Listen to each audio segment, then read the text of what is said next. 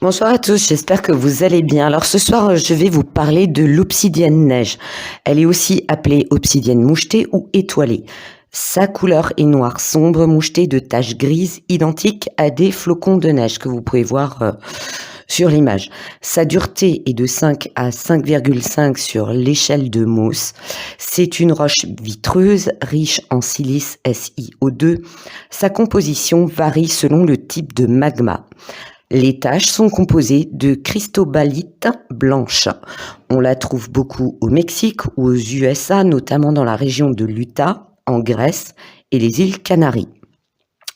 On la qualifie de pierre harmonisante, tel le symbole du yin et du yang. Le sombre attire le négatif, le clair apporte le positif. Utilisée déjà dans l'Antiquité, on l'a taillée pour fabriquer des objets tranchants. Pointe de flèche, pointe de lance, mais aussi comme amulette pour chasser les mauvais esprits. Chez les Aztèques, elle servait de monnaie d'échange car on lui accordait une très grande valeur. Pour ses qualités physiques, elle apaise le stress et l'anxiété ainsi que les crises d'angoisse, mais aussi les troubles circulatoires avec une qualité régulatrice. Elle aide à la cicatrisation en cas de blessure, notamment les entorses, les luxations et les foulures. Enfin, elle favorise la désintoxication et la purification des organes. Pour ses qualités psychiques, comme toutes les obsidiennes, elle protège contre la magie noire, les énergies négatives, elle protège et harmonise durant une méditation, favorise la connexion spirituelle, l'introspection. Elle harmonise les esprits rêveurs en ramenant la personne au monde terrestre. C'est pourquoi on la qualifie de pierre d'ancrage. Forcément, elle est volcanique, c'est le lien à la terre. Enfin, elle améliore la concentration et la confiance en soi. Pour ce qui est de la purification, on l'a dit auto-nettoyante. Après, moi, personnellement, j'aime pas ce... Je les purifie quand même. Bon, après, chacun fait comme il veut. Il y a plusieurs écoles en lithothérapie. Mais moi, personnellement, je les purifie toutes, d'accord?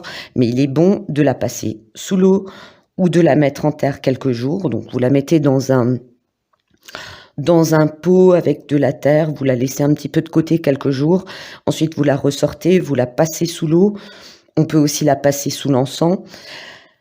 Et on la rechargera au soleil. Alors, c'est pas la peine de laisser une pierre. Alors, déjà, il y a des pierres qui n'aiment pas du tout le soleil. Mais moi, pareil, hein, je vous donne ma méthode, ce que moi j'ai appris. Moi, je laisse pas les pierres 10 heures au soleil, quoi. D'accord? Même les pierres qui tolèrent bien les rayons solaires. Je la laisse 1 heure, 2 heures grand max, d'accord? Ou alors vous la mettez sur un amas de cristal. Elle est particulièrement conseillée au signe du Capricorne, du Lion, du Scorpion et du Verseau. Là, pareil, je crois que je l'avais déjà dit, achetez les pierres qui vous parlent. Même quand vous choisissez, vous achetez des pierres, on a tous, moi j'ai des pierres que je porte, alors des petites pierres précieuses ou semi-précieuses, d'accord, que je porte.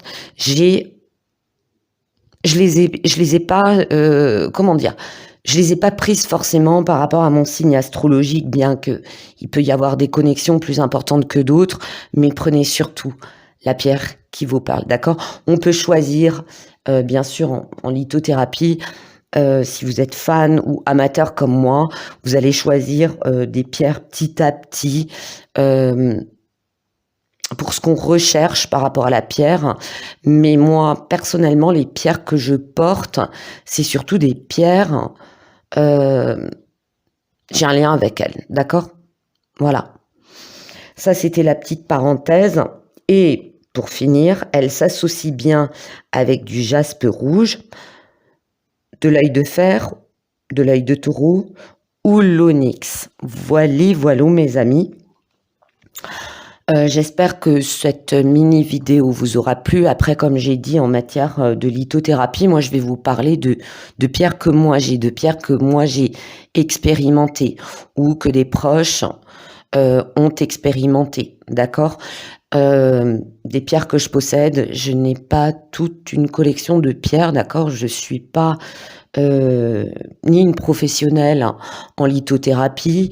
Je suis pas une passionnée de pierres, d'accord? Je ne fais pas de la gémologie, mais je vous présente, comme j'ai dit, des pierres que je possède, OK?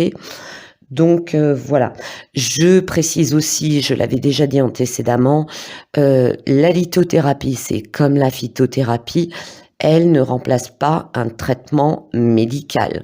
Simplement, c'est un plus, c'est un complément où elle vous aide à soulager un petit problème, d'accord? C'est comme la phytothérapie, voilà. Mais en aucun cas, je tiens à le préciser, elle ne remplace un traitement médical. En tout cas, c'est une pierre qui est très belle, d'accord?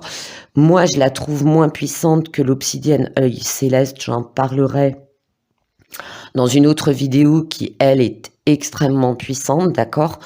Mais après, c'est pareil.